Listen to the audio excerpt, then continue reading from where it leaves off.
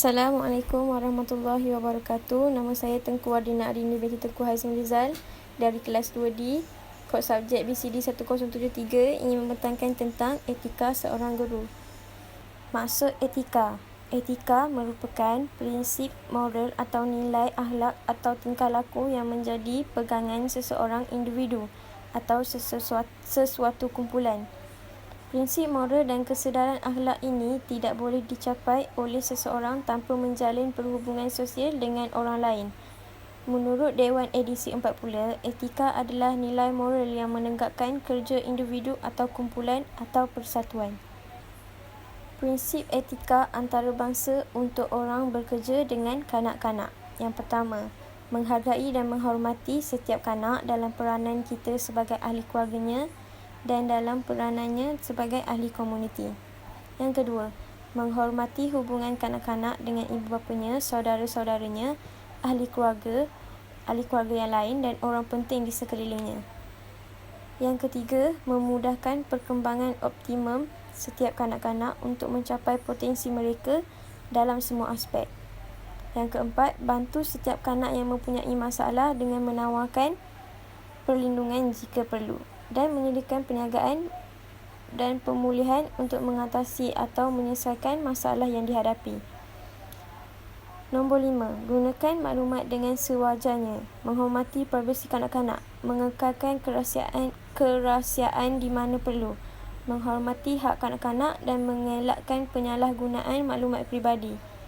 Nombor 6. Menentang setiap apa-apa bentuk diskriminasi, penindasan atau eksploitasi kanak-kanak dan memelihara hak kanak-kanak. Kod etika perguruan. Profesion perguruan sememangnya mempunyai kod etikanya tersendiri demi memartabatkan profesion. Kod etika perguruan dijadikan rujukan oleh guru.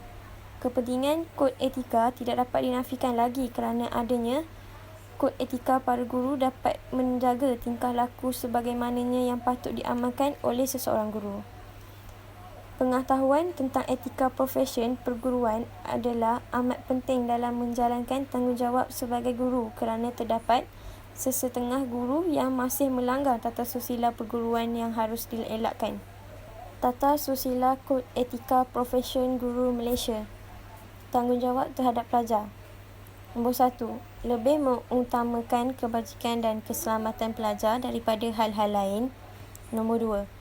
Bersikap adil terhadap setiap orang pelajar tanpa mengira faktor-faktor jasmani, mental, emosi, politik, ekonomi, sosial, keturunan atau agama.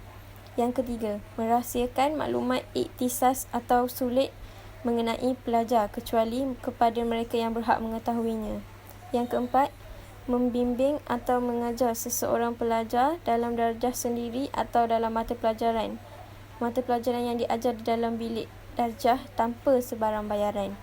Yang kelima, menunjukkan satu cara pakaian, pertuturan dan tingkah laku yang dapat memberikan contoh yang baik kepada pelajar.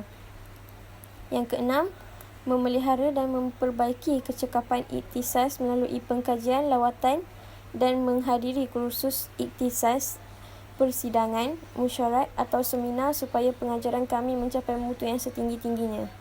Prinsip etika kerja. Yang pertama, niat yang betul akan memenuhi kehendak falsafah pendidik kebangsaan dan juga menyumbang kepada mutu pendidikan. Yang kedua, perlakuan yang baik. Mesti melakukan tugas dengan sempurna. Mestilah menunjukkan penampilan diri, pertuturan dan perbuatan yang baik, juga memberi layanan yang baik. Yang ketiga, penggerak ke arah kebaikan. Menampilkan diri sebagai seorang yang dinamik, dapat mendorong orang lain, juga boleh menjadi sumber inspirasi. Yang keempat, memperkotakan apa yang dikata. Sentiasa berusaha melaksanakan apa yang dikata, sentiasa menunjukkan ketelan dalam pengucapan dan tindakan. Yang terakhir iaitu yang kelima, berdisiplin dan beradab. Mengamalkan budaya berperaturan, berdisiplin dan beradab. Juga guru sentiasa mematuhi peraturan dan arahan-arahan. Nilai-nilai etika kerja guru. Nilai-nilai etika kerja guru mempunyai 6, iaitu yang pertama, amanah. Amanah dengan penuh tanggungjawab tanpa penyelewengan dan cuai, juga tanpa menyalahgunakan kuasa dan kedudukan. Yang kedua, niat dan perbuatan yang ikhlas, juga tanpa niat yang tersembunyi dan mengharapkan balasan. Yang ketiga, bijaksana, dengan pemikiran yang dengan bijaksana tanpa mengambil jalan yang mudah. Yang keempat, bersyukur, menghargai nikmat dan pemberian yang diterimanya, memberi pengiktirafan kepada mereka yang berjaya.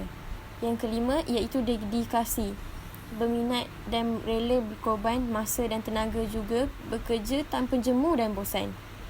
Yang keenam, ikhlas, mestilah berhati suci dalam menunaikan tanggungjawab, juga memberikan layanan yang baik tanpa mengira pangkat.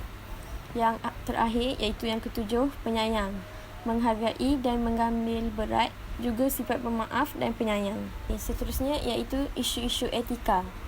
Isu-isu yang terdapat ialah guru tak masuk kelas, murid yang lemah, guru memperkosa murid, guru terlibat dengan pengedaran dadah, guru masuk kelas lambat, guru menumbuk guru besar, guru berkelahi dengan pelajar. Isu-isu ini sering terjadi pada guru-guru yang tidak mematuhi etika perguruannya. Yang terakhir, kesimpulan. Sesungguhnya tidak dapat dinafikan bahawa guru atau pendidik merupakan tunjang dan penggerak utama bagi menjayakan misi dan visi pendidikan negara. Ini adalah kerana profesion perguruan merupakan ejen utama dalam proses penyerapan ilmu pengetahuan kepada individu dan masyarakat.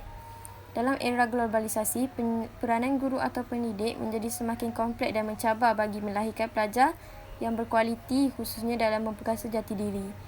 Oleh itu, Kementerian Pendidikan telah menyediakan pelbagai kemungkinan dan memastikan semua guru menjalani pelbagai kemahiran dan latihan yang sesuai mengikut arus globalisasi masa kini. Namun begitu, ini amat menekan kepentingan etika dan amalannya dalam kalangan guru dalam profesion perguruan. Sekian, terima kasih.